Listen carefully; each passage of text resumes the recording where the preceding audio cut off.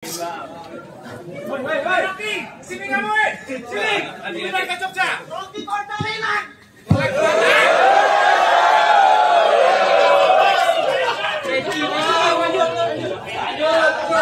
Oke ya teman-teman yang ada di sini dan yang ada di sawah.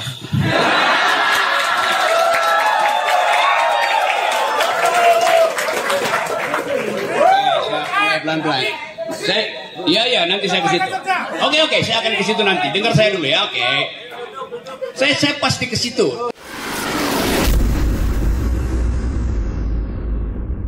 Tapi dengar saya dulu. Iya pasti. Oke. Tadi dimulai dengan apa? Dimulai dengan data atau dengan panggung.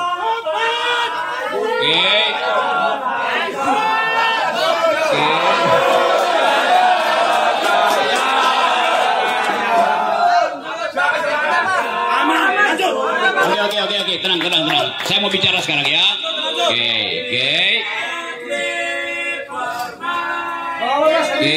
Oke, pelan-pelan. Saya mulai ya.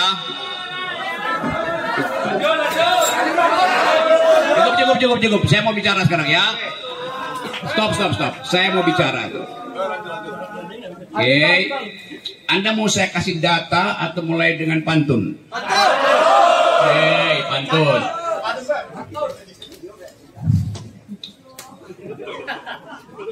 Pohon jati tumbuh di sawah. Kalau nggak ngerti, jangan marah.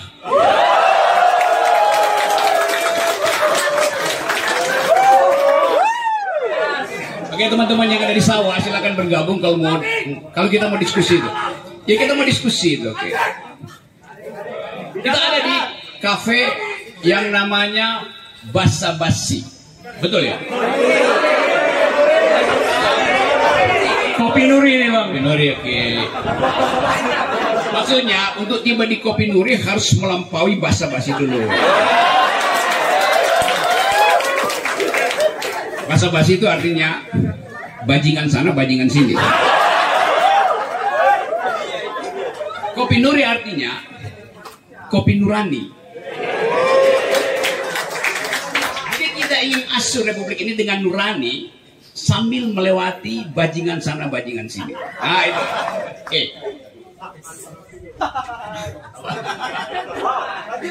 Kita berupaya untuk menghasilkan kembali pikiran. Karena itu saya berada di komunitas pikiran. Kopi Nuri. Kopi artinya komunitas pikiran.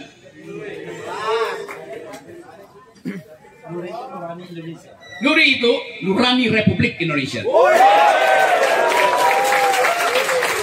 Jadi mereka yang ingin ngopi dan ingin mengejar kicauan Nuri, sebaiknya masuk ke sini, nggak usah di luar. Oke, saya baca di situ. Yogyakarta, kota pelajar budaya bermartabat. Tolak dan usir. Yes. Saya lagi baca itu tuh.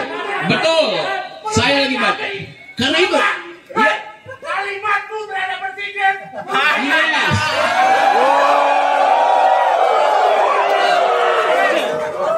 Saya baca ulang ya.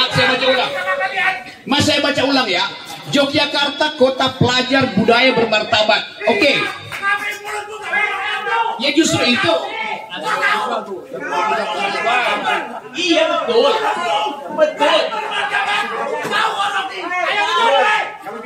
Martabat itu artinya bicara bukan ngomong. Itu kan.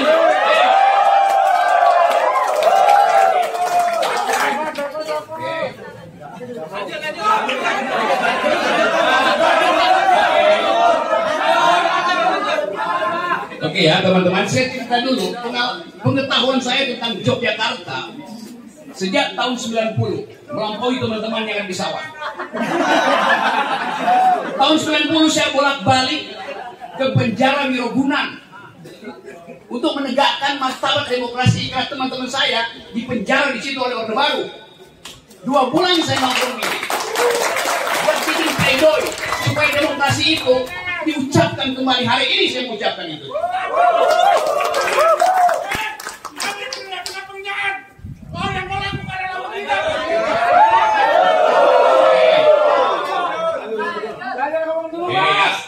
teruskan ya. Semua yang teman-teman di sawah tuntut itu sekarang ada di Barreskrim. Ada 70 saksi yang udah diperiksa Barreskrim. Ada 50 saksi ahli. Kalian bisa nambah jadi saksi ahli, daftar di sana.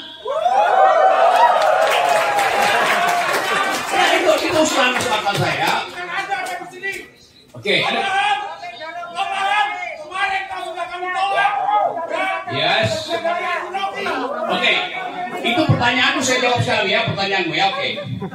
Ini pertanyaan yang sangat masuk akal. Oke, dengar yang baik-baik ya, pertanyaan kan. Apa yang dimaksud dengan memecah belah bangsa? Itu yang kamu tanya kan? Mau saya jawab sekarang? Ya, itu saya jawab. Bangsa ini dipecah belah oleh kedunguan. Saya menyatukan kembali dengan mengusir kedunguan. Oke. Ya, pertanyaan kedua. Sebelah mana? Kanan kiri. Ya. Oke, nangkap. Fokus. Ya, sudah jawab ya tadi ya.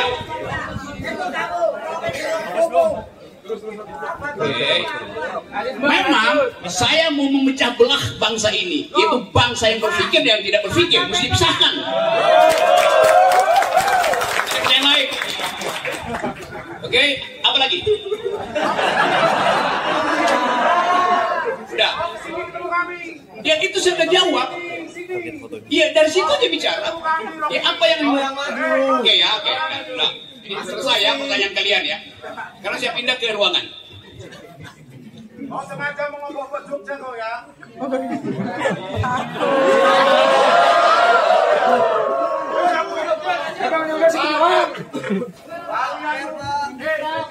Indonesia diingat sama dia.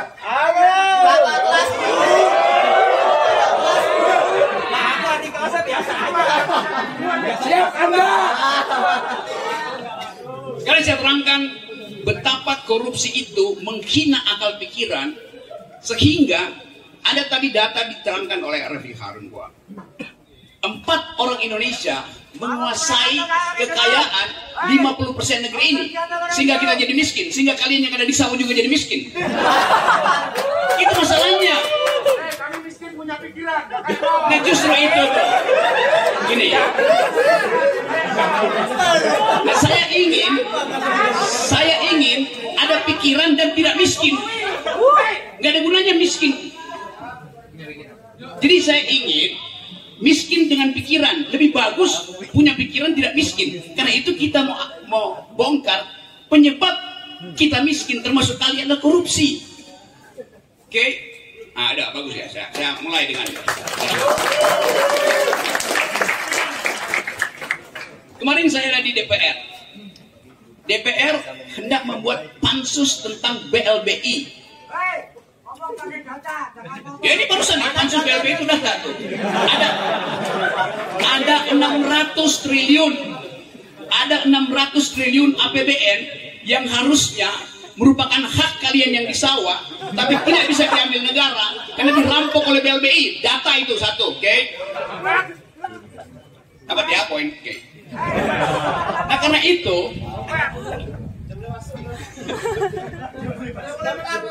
yaudah boleh masuk, silakan. Diskusi, yuk, ayo. Lebih baik Anda masuk di sini daripada saya keluar, karena ini mic-nya nggak. Yaudah masuk aja di sini.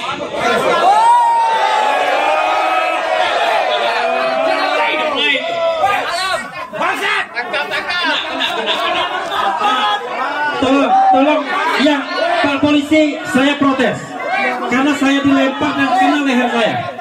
Saya tidak melakukan kekerasan apapun. Tolong yang melempar ditangkap. Tolong yang melempar ditangkap. Tolong ditangkap. Yang dilempar ditangkap. Yang melempar supaya diambil itu melempar.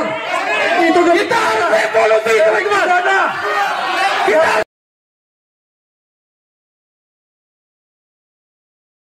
revolusi. Yang melempar Pak Polisi diambil. Revolusi. Ini barang buktinya. Ini barang buktinya. mana? Pak polisi yang melempar tadi diambil barang buktinya ini. Pak polisi, ini negara hukum. Itu deliknya jelas. Ini deliknya jelas. Deliknya jelas. Pak polisi. Pak polisi. Ambil dia, ambil. Kalau nanti kita lapor ke Polri nanti. Kalau nggak diambil kita lapor ke Polri. Ya, oke. Diambil yang lempar tadi diambil. Diambil. Yang lempar tadi diambil. Diambil yang lempar tadi diambil. Yang lempar tadi diambil. Itu delik pidana. Delik pidana. Delik pidana kekerasan. Ambil. Ambil. Yang lempar tadi itu ambil. Kalau tidak, kita akan adukan ke Kapolri. Ya, apa Polri? Hari ini kita lapor ke Polri. Tolong. Kita ingin tahu penegakan hukum Indonesia ini. Nggak bisa sembarangan. Polisi yang melempar tadi ambil, periksa. Ini pidana ya. Harus pidana ini. Oke ya, jelas diambil. Cuma tadi videonya nggak, wajahnya Tolong nggak. ya, nanti yang punya video ada saksinya. Dia lempar dan kena leher saya. Coba kalau bayangkan kalau kena mata saya. Hah? Kena mata saya. Ambil. Segera diamankan bahwa Tolong, negara hukum ya. Ini negara hukum. Ini negara hukum. Saya sudah bilang, kita tidak main kekerasan. Boleh protes. Tapi ketika Anda melemparkan sesuatu dan kena saya, itu sudah persoalan. Ya, tolong ditangkap. Tolong ditangkap. Lapor ke Polri nanti segera. Yo, oke, semuanya teman-teman. Delik aduan udah Bang Refli ucapkan ya. Mari kita fokus kembali ke acara kita, yuk. Polisi terus. Itu sudah melempar kekerasan itu. Langsung yang ngomong Bang Refli sama Bang Saud ini, ahli hukum dua-duanya. Langsung praktek. Oke. Kan ya di sidik jari dia ada di sini nanti. Sidik jari dia ada di sini. Ada 2 sidik jari. Refli 1, dia 1. Oke. Kita percaya Pak Polisi. Oke.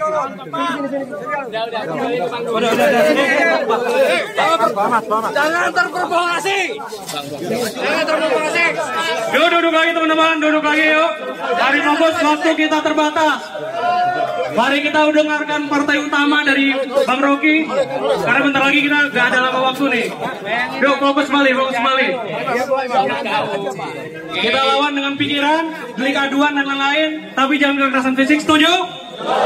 Oke, kita lanjut Bang Rocky. Oke, saya lanjut ya. Ini bagian kedua saya mau terangkan. Mengapa ada kemarahan? Karena ada kemiskinan. Mengapa ada kemiskinan? Karena tidak ada kritik terhadap kebijakan yang menyebabkan kemiskinan. Karena itu saya bicara terus dalam upaya untuk memberantas kemiskinan supaya tidak ada kemarahan. Jadi hak-hak kita untuk mengkritik pemerintah itu dijamin oleh undang-undang. Hak Anda untuk memuji pemerintah juga dijamin undang-undang. Yang tidak dijamin undang-undang adalah Anda melakukan kekerasan. Itu tidak dijamin undang-undang. Anda mesti ditangkap. Ini berlanjut terus. Kemarin saya di Bareskrim. Di dalam kantor Bareskrim bisa ada persekusi.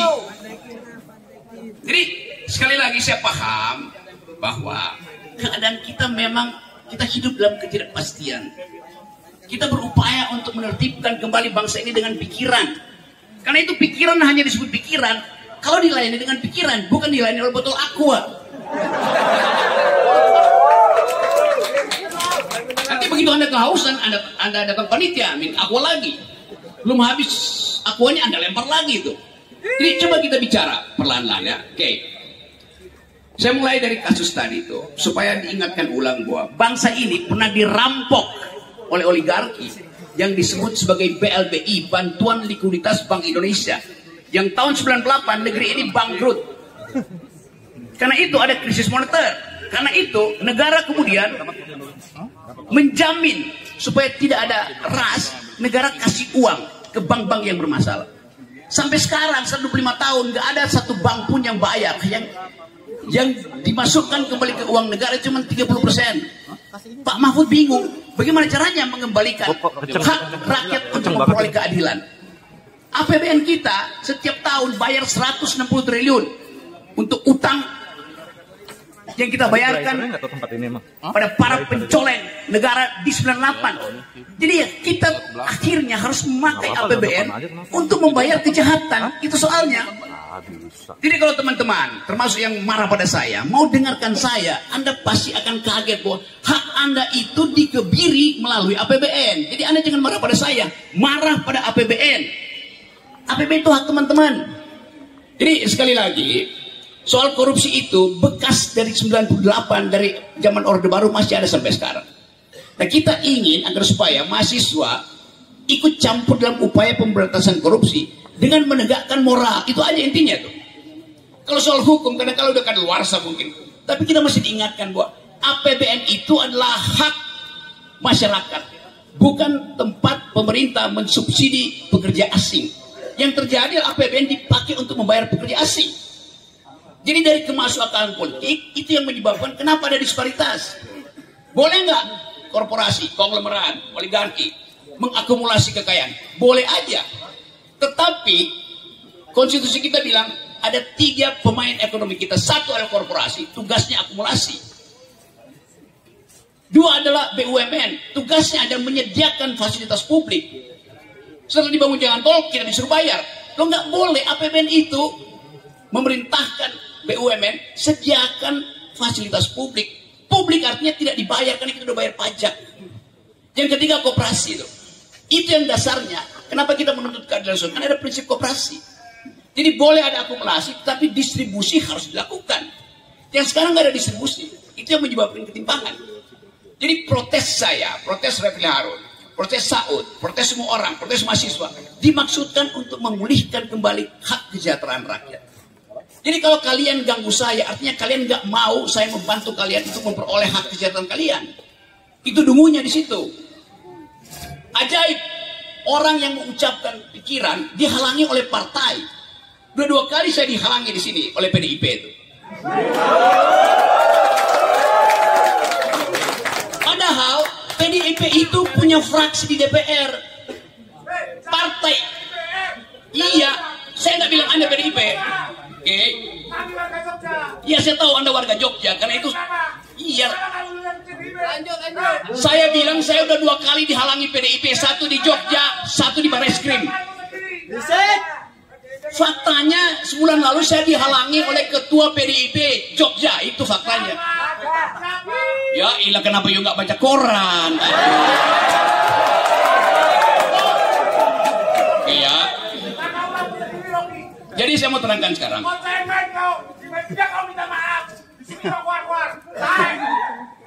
Minta maaf dan keluar-keluar beda. Oke, saya terangin beda. Oke, jadi maksudnya saya nggak bisa bicara karena tidak boleh keluar-keluar. Jadi saya udah 2 kali dipersekusi oleh PDIP, 2 kali loh. Pertama di Jogja, kedua di rumah saya, ketiga di Bareskrim. Aku udah 3 kali. Saya mau terangkan bahwa kalau partai punya perwakilan di DPR, dia nggak boleh melarang rakyat untuk memprotes. Nah kan saya udah nggak keluar-keluar, sampean kok masih marah.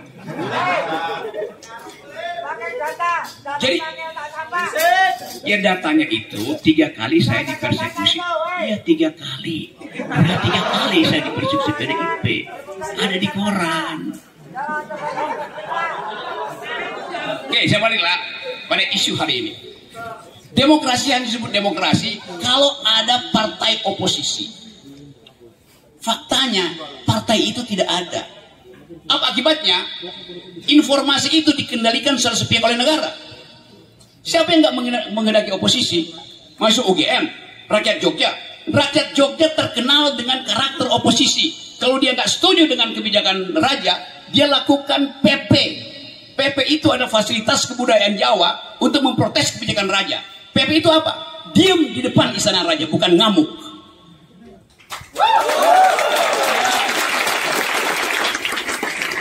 Saya paham filsafat Jawa. Sebaiknya Anda di luar itu diam, dengar aja. Itu namanya tradisi Jawa. Jadi saya mengerti bahwa ada kemarahan karena nggak ada outlet. Anda marah, Anda salurkan pada partai politik. Kalau Anda punya partai politik, Anda marah tidak punya partai politik, salurkan dengan pikiran, bukan dengan lemparan. Saya baca lagi ya. Yogyakarta, kota pelajar budaya bermartabat. Melempar manusia dengan barang itu tidak bermartabat. Saya melempar presiden dengan pikiran, nggak pernah saya lempar dengan barang tuh. Apalagi di situ. Mas. Capek sendiri dia. Capek sendiri dia. Jadi kita ada di dalam komunitas yang berupaya untuk memulihkan kembali demokrasi. Enggak apa-apa. Demokrasi hanya bisa dihidupkan dengan percakapan argumen, bukan dengan sentimen.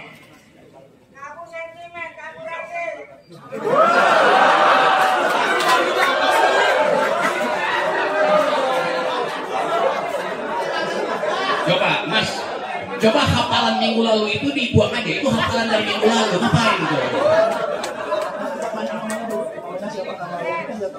Oke, Anda tahu nama saya, namamu siapa?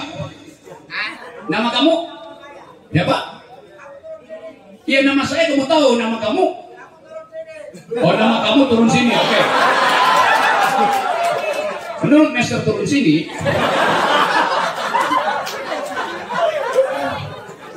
Oke, saya balik lagi ya pada isu tadi.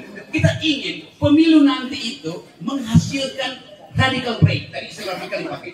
Pemutusan secara radikal dengan tradisi-tradisi yang sifatnya feodalistik, yang anti kritik, dengan tradisi-tradisi yang anti keadilan sosial.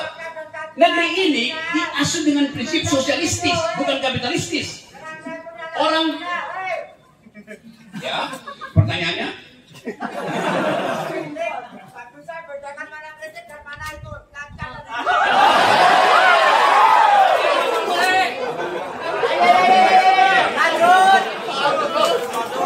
tidak bisa membedakan mana kritik dan mana hinaan tuh. Oke.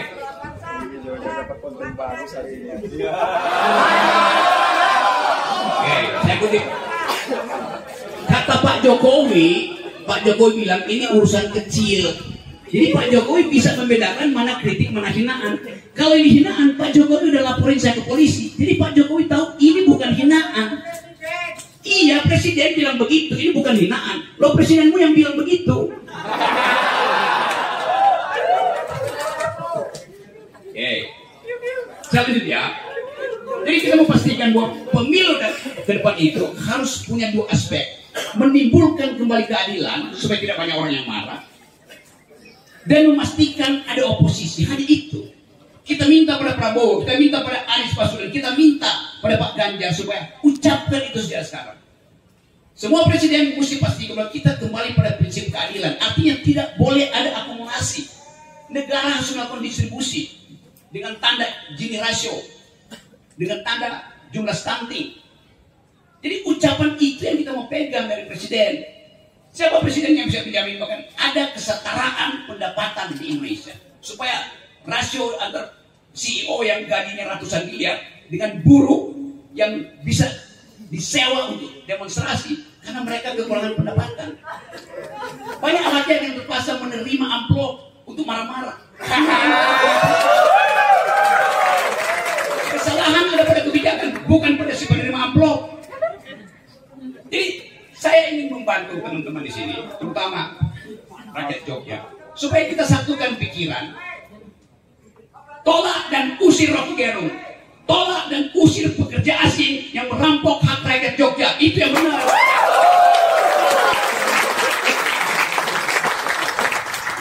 Oke, sampai di situ dulu pertanyaan.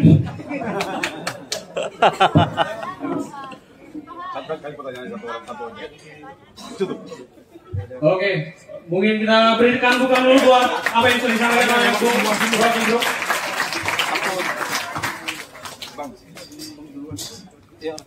Oke, mungkin mohon maaf teman-teman karena mungkin situasi dan juga tadi sesi tanya jawab ternyata sudah dilakukan pada saat tadi Bang Rocky menyampaikan. Jadi mohon maaf sesi tanya jawab kita tidak adakan dulu untuk pertemuan kali ini karena tadi juga sudah banyak pertanyaan kata Bang Rocky dan kata Bang Sal tadi juga banyak momen-momen hari ini. Semoga membekas juga di teman-teman melihat bagaimana realitas demokrasi kita. Juga teman-teman juga tahu bahwa korupsi juga merupakan permasalahan utama dari kebebasan dan bersinambungan dengan dengan kesejahteraan kita. Mungkin untuk penutup, aku pengen tutup dengan pantun juga karena tadi kita buka dengan pantun. Lupa ya. Oke, mungkin kita tutup. Wassalamualaikum warahmatullahi wabarakatuh. Terakhir teman-teman, karena situasi seperti ini, kami minta bantuan teman-teman mahasiswa gunakan kekuatan fisik, tapi jangan main fisik. Setuju? Oke.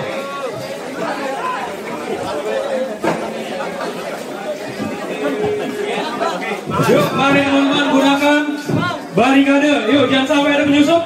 Gunakan barikade mengamankan bajingan-bajingan intelektual kita.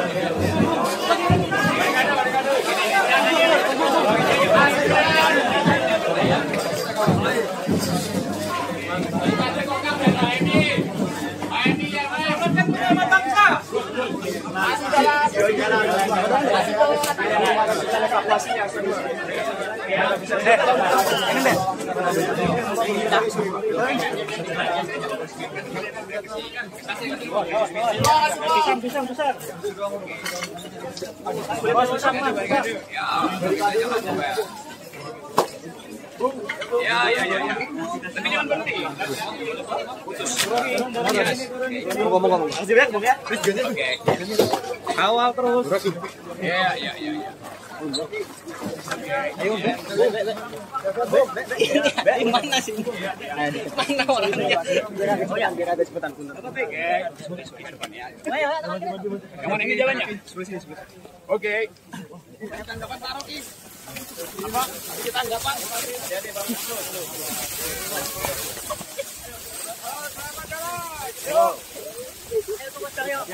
Ayo, Pak Rocky.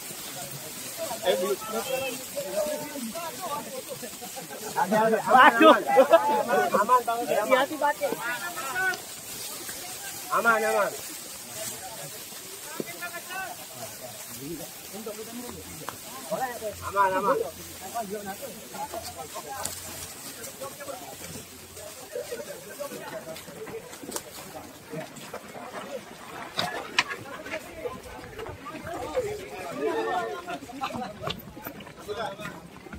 Hati-hati, Pak.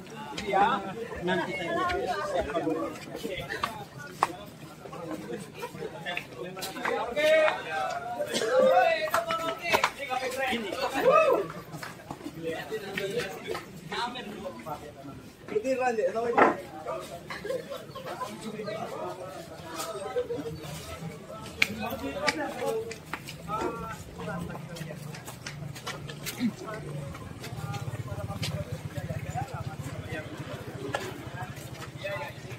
udah teman-teman. Oke, ya. Ya. Di sini siap. Udah. Aman, Bang. Iya.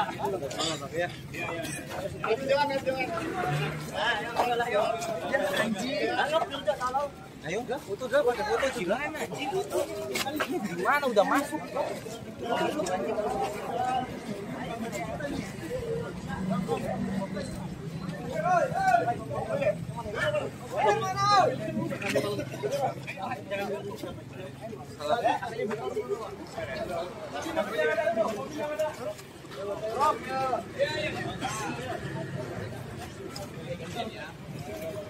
Yang udah ya. Kamu udah mundur, yang udah mundur.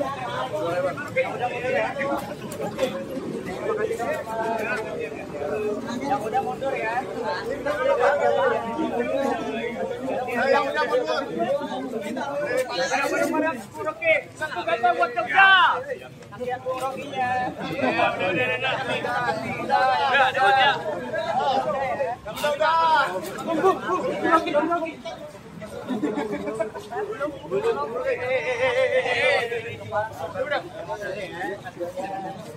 Ya, cukup. Aduh,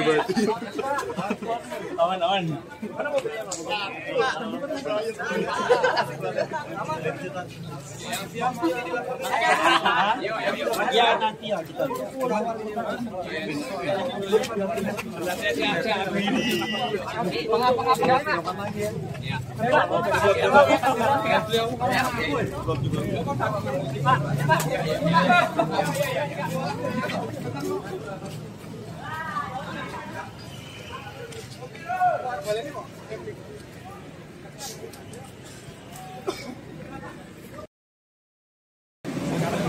Kacamata cuma kacamata saya pecah dan pecahan masuk mata. Kan dekat sekali di sini saya kena. Lalu salah saya apa? Akan lapor tindakan ke depan, Bang. Saya kesini kan ibaratnya mau berdiskusi dan lain sebagainya. Akan melaporkan Tindakan ke depan, Bang. kira nanti kita akan pertimbangkan ya. Karena tadi kan kita tidak tahu siapa yang melakukan pelemparan kecuali kita ada bukti ya. Tapi mestinya Pak Polisi tahu. Saya kan orang yang tidak mau merepotkan orang lain ya. Gitu. Tetapi ini pelajaran. Coba bayangkan kalau yang dilempar dengan senjata tajam gimana? Ya kan?